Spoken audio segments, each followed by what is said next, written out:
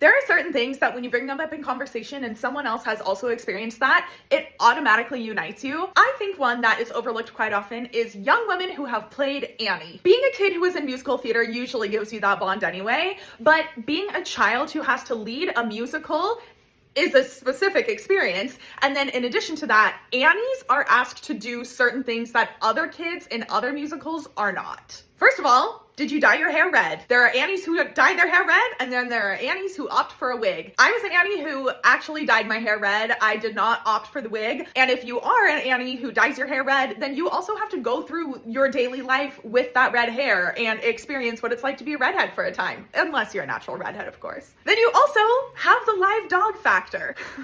Working with an animal is one thing, and working with an animal while you're trying to belt out Tomorrow is a whole nother. My family didn't have dogs when we were growing up, so I was a little bit skittish around dogs, and God bless the dog who played our Sandy. He was this beautiful golden retriever named Barkley who wanted absolutely nothing to do with me.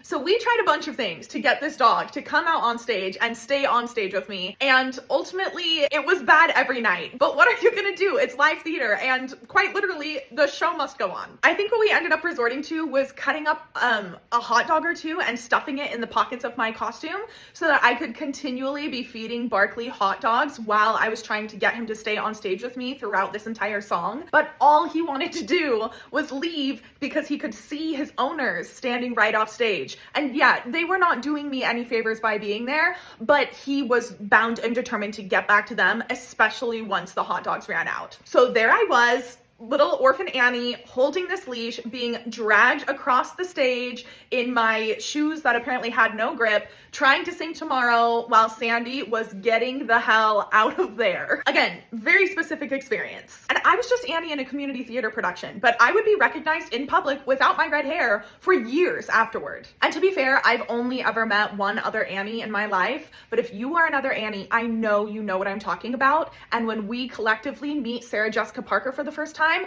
I know we're gonna be like this immediately.